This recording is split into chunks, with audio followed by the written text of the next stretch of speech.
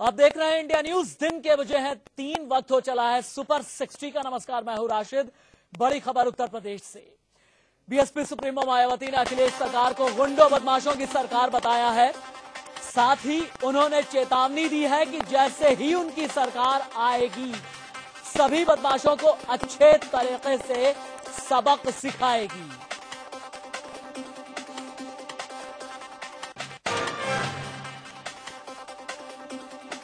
इससे पहले समाजवादी पार्टी ने मायावती को चेतावनी दी थी कि अगर वो सपा कार्यकर्ताओं को गुंडा कहने से बाज नहीं आई तो उन्हें सपा के लोग गुंडी कहने लगेंगे।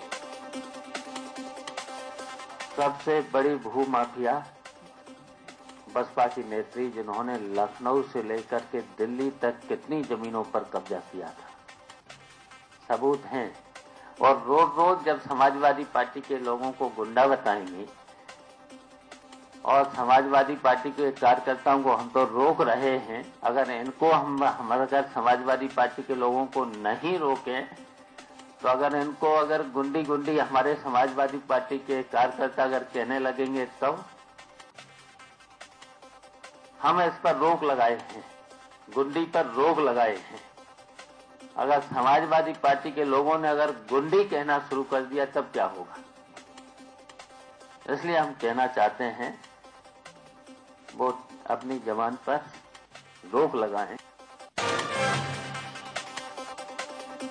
नरेंद्र मोदी को लेकर बीजेपी और जेडीयू के रिश्तों में खटास बढ़ती जा रही है। बिहार के मुख्यमंत्री नीतीश कुमार ने आज नाम लिए बिना नरेंद्र मोदी पर हमला बोला। नीतीश कुमार ने गोधरा कांड की जिम्मेदारी राज्य सरकार पर डाल दी। उन्होंने कहा कि रेलवे की सुरक्षा की जिम्मेदारी राज्य सरकारों की होती है।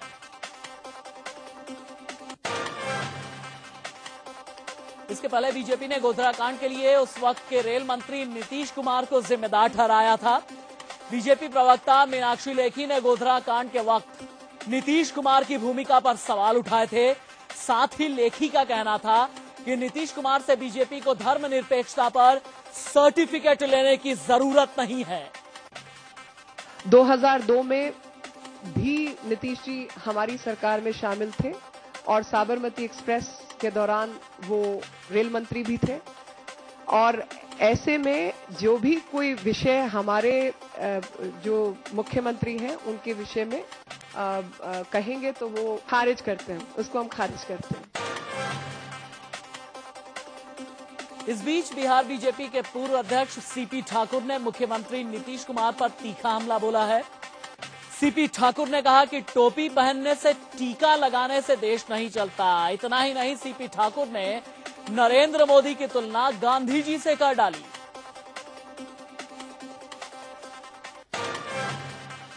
बिहार बीजेपी में मोदी समर्थकों का एक बड़ा गुट है। पटना में प्रदेश कार्यालय के सामने एक ऐसा पोस्टर लगाया गया है जिसने मोदी समर्थकों के दिल की बात जुबान पर ला दी है। इस पोस्टर में अटल बिहारी वाजपेयी को सबसे बेहतर पीएम और नरेंद्र मोदी को अगला प्रधानमंत्री बताया गया है।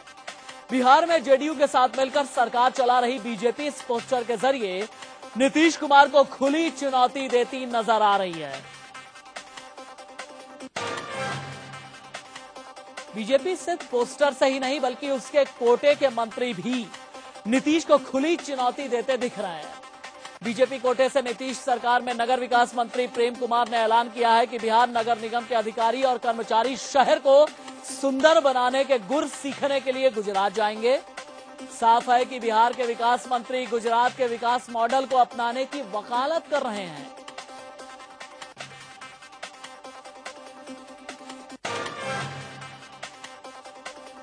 आर्म्स एक्ट में दोषी ठहराए गए अभिनेता संजय दत्त की मोहलत संबंधी याचिका पर कोर्ट ने सुनवाई कल 10:30 बजे तक टाल दी है।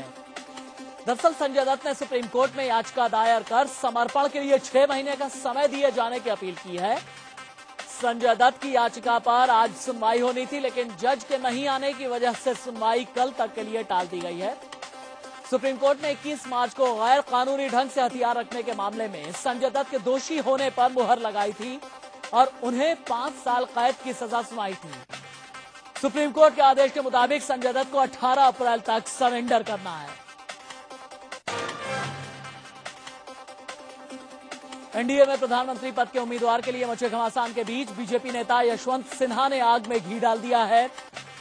यशवंत सिन्हा बीजेपी के वरिष्ठ नेता पीएम कैंडिडेट के रूप में लालकृष्ण आडवाणी के समर्थन में खुलकर आ गए हैं।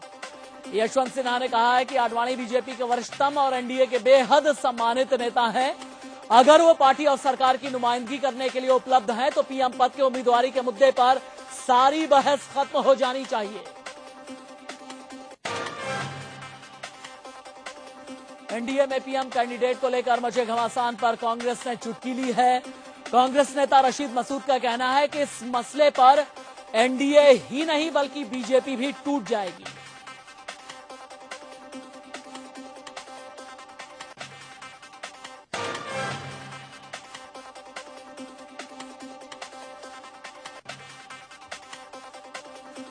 स्पेशल टाडा कोर्ट ने संजय दत्त को जोरदार झटका दिया।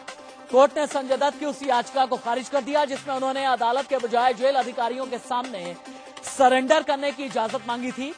संजय की याचिका खारिज होने के बाद यह साफ हो गया है कि अब उन्हें कोर्ट के सामने ही सरेंडर करना होगा। संजय दत्त को एक बार फिर पूर्व जस्टिस काटजू का साथ मिला है।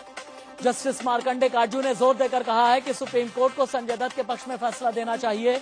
जस्टिस काटजू ने कहा कि जब तक दया याचिका पर कोई फैसला नहीं आ जाता तब तक उन्हें जेल जाने से छूट मिले।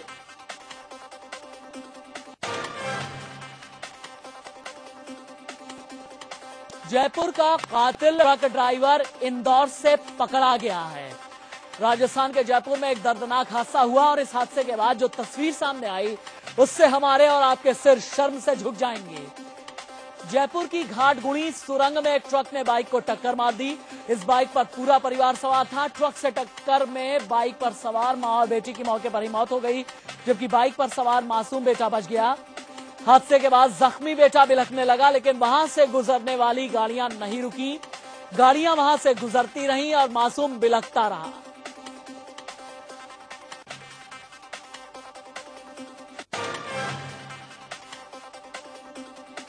ये दर्दनाक तस्वीर जयपुर के ट्रांसपोर्ट नगर थाना इलाके की है। एक मोटरसाइकिल सवार कन्हैया लाल अपने परिवार के साथ ससुराल जा रहा था, लेकिन शहर के आगरा रोड पर घाटगुणी सुरंग में ट्रक की टक्कर से उसकी पत्नी और 6 महीने की बेटी की मौत हो गई।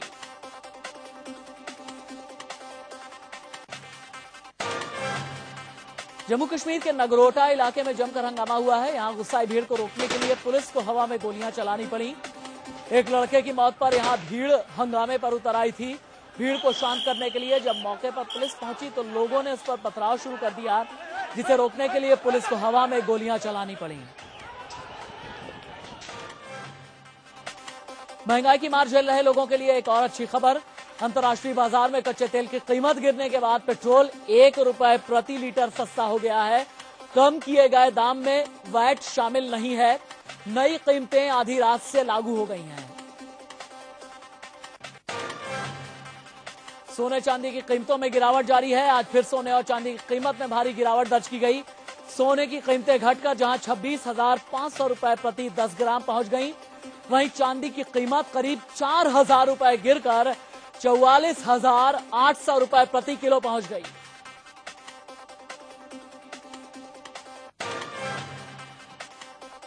इंडिया न्यूज की मुहिम एक बार फिर रंग लाई है। मध्य प्रदेश के रीवा जिले में गोलगप्पे बेच रही सीता साहू की मदद के लिए हर तबके के लोग सामने आ रहे हैं।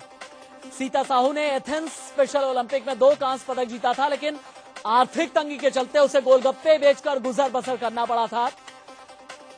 हमने अपनी जिम्मेदारी समझते हुए जब सीता साहू की खबर दिखाई तो उसकी मदद के लिए केंद्रीय ऊर्जा राज्य मंत्री ज्योतिरादित्य सिंधिया आगे आए।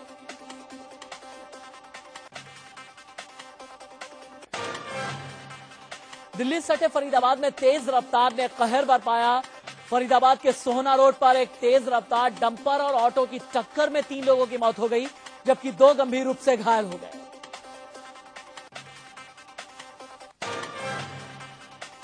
अखिलेश सरकार में पुलिस बेलगाम हो गई है, हैवानियत पर उतर आई है। हैवानियत के इंतहा की खबर है बिजनौर से, जहां बलात्कार पीड़ित लड़की की रिपोर्ट लिखने के बजाय पुलिस ने पीड़ित और उसके परिजनों को थाने में बंद कर दिया और फिर बांधकर पिटाई की। इस पिटाई का एक ही मकसद था, बलात्कारियों से समझौते के लिए दबाव बनाना, लेकिन हैवानियत की यह खबर लीक हो गई और इस मामले में दारोगा समेत 3 पुलिस वालों को सस्पेंड कर दिया गया।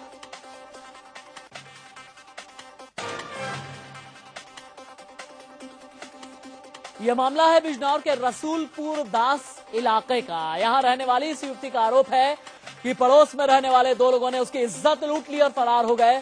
पीड़ित युवती अपने परिजनों के साथ अफजलगढ़ थाने शिकायत लिखाने पहुंची, लेकिन थाने में मौजूद दारोगा और पुलिसकर्मियों ने पीड़ित की शिकायत लिखने के बजाय हवालात में बंद कर दिया। सभी को एक दूसरे से बांध दिया और जमकर पिटाई की।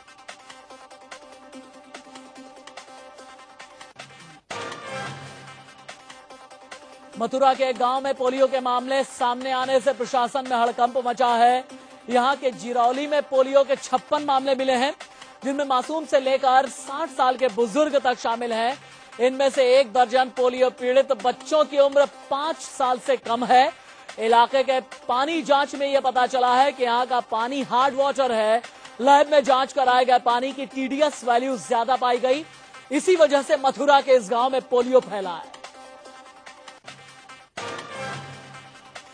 राजस्थान के जैसलमेर में बांस के जरिए हो रही जासूसी का हुआ है पर्दाफाश। दरअसल भारत पाक सीमा के पास BSF जवानों को मरा हुआ बांस मिला। खास बात यह है कि बांस के पैर में कैमरा, माइक्रोचिप और एंटेना लगा हुआ था।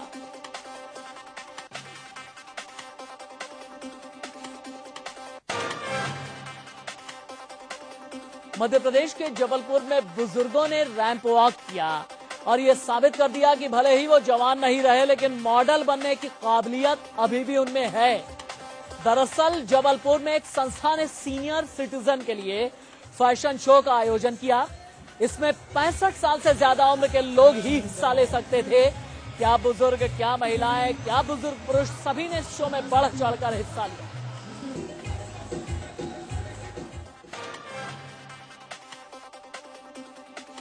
बुलंदशहर में एक दिल दहला देने वाली खबर सामने आई है। यहाँ एक 16 साल की लड़की से एक लड़के ने पहले तो दुष्कर्म करने की कोशिश की और जब लड़की ने हंगामा शुरू किया तो उस लड़के ने जबरदस्ती तेजाब पिला दिया।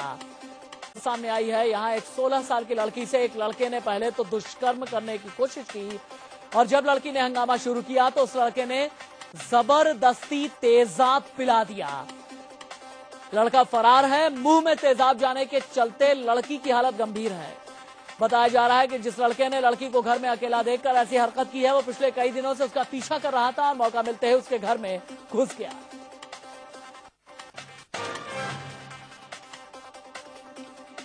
Arushi Hemraj double murder case में CBI जांच अधिकारी का कहना है कि दोनों का कत्ल घर में मौजूद लोगों ने ही किया था और उस समय घर में तलवार दंपति ही मौजूद थे, लिहाजा इस कत्ल में उन दोनों का ही हाथ है। घर में आने और बाहर जाने का एक ही रास्ता है और इस वजह से यह भी नहीं हो सकता कि कोई बाहर से आए।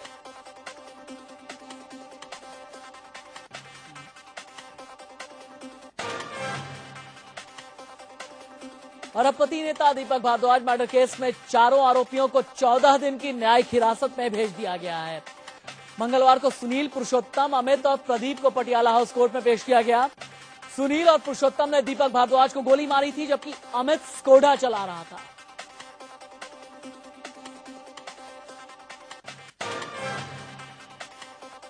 यूपी के मुजफ्फरनगर में एक बार फिर पंचायत ने तालिबानी फरमान सुनाया है।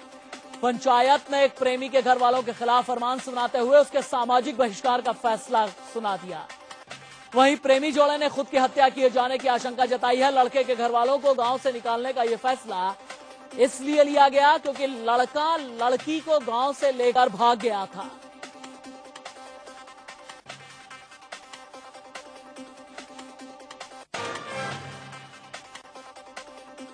मुंबई के वडाला इलाके में हफ्ता न देने वाले राजू मिस्त्री लाल सोनी की धारदार हथियारों से हत्या कर दी गई।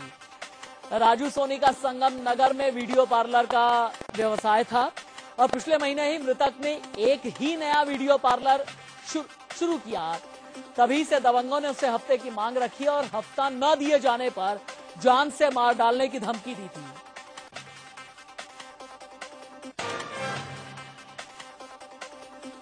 लखनऊ पुलिस ने लूट की घटनाओं को अंजाम देने वाले 2 युवकों को पकड़ने का दावा किया है। पुलिस को इनके पास से 2 तमंचे और कोई कारतूस भी मिले हैं।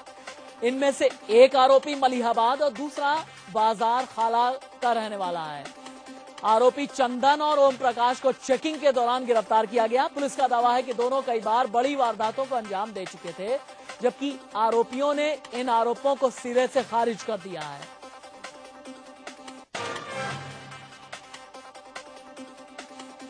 गाजियाबाद के पटेल नगर में हथियारबंद बदमाशों ने एक कारोबारी के घर में घुसकर करीब 80 लाख की लूट को अंजाम दिया है। बताया जा रहा है कि बदमाश करीब 80 लाख के गहने और कैश लूट ले गए।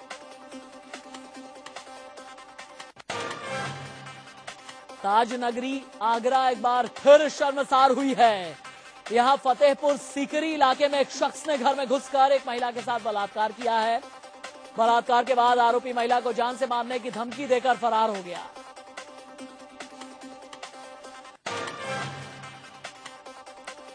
गाजियाबाद के फार्म हाउस में बोरे में मिली लड़की की लाश से पर्दा उठ गया है। पुलिस के मुताबिक यह लाश रेनू नाम की लड़की थी जो गाजियाबाद के मसूरी में सिविल सर्विस की तैयारी कर रही थी। रेनू का कातिल कोई और नहीं बल्कि उसका अपना बॉयफ्रेंड ही निकला। पुलिस ने इस मामले में जब तफ्तीश की तो पता चला कि रेनू को पता चल गया था कि उसका बॉयफ्रेंड मंजीत पहले से शादीशुदा है और वो उसे धोखा दे रहा है।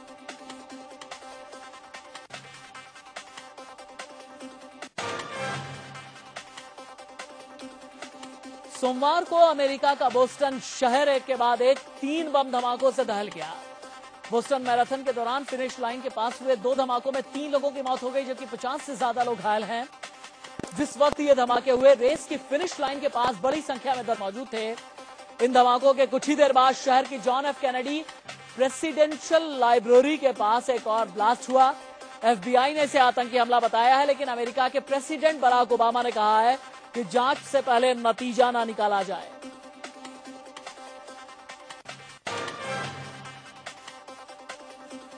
करीब 42 किलोमीटर लंबी मैराथन को देखने के लिए हजारों लोग जुटे हुए थे। सबसे ज्यादा भीड़ फिनिश लाइन के पास थी। रेस शुरू होने के बाद 5 घंटों बाद ये धमाके हुए। उस वक्त जब टॉप एथलीट रेस पूरी कर चुके थे, तभी वहां धमाका हो गया।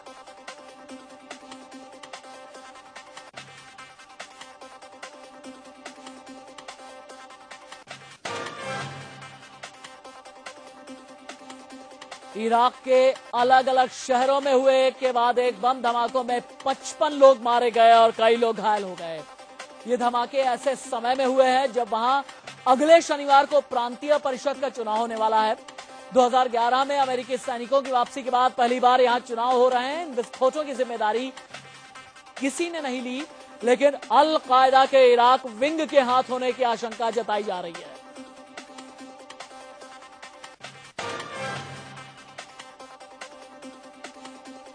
IPL में सोमवार को खेले गए मुकाबले में चेन्नई सुपर किंग्स को अपने ही घर में हार का सामना करना पड़ा। पुणे वॉरियर्स ने धोनी की टीम को 24 रनों से हरा दिया। पुणे की तरफ से स्टीवन स्मिथ ने आखिरी ओवर में जबरदस्त बल्लेबाजी करते हुए मैच का रुख बदल दिया। स्मिथ को ताबड़तोड़ 39 रन बनाने के लिए मैन ऑफ द मैच से नवाजा गया।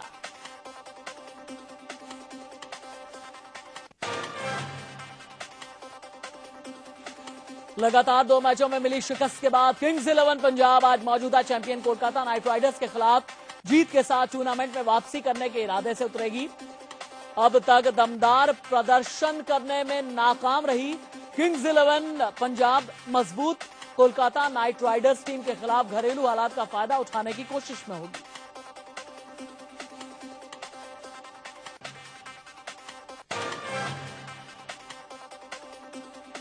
IPL को दुनिया में क्रिकेट का स्वरूप बदलने वाला माना जाता है। इसमें अब एक और बदलाव होने वाला है।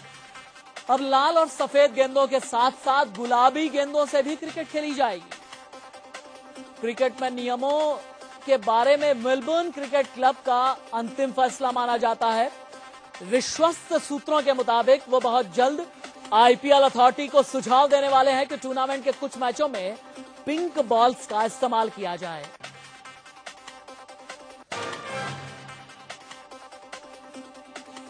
साल के दूसरे grand slam tournament French open की इनामी राशि में $40 लाख तक की बढ़ोतरी की गई है। इसके बाद अब इसकी कुल इनामी राशि करीब $2 करोड़ 87 लाख तक पहुंच गई है।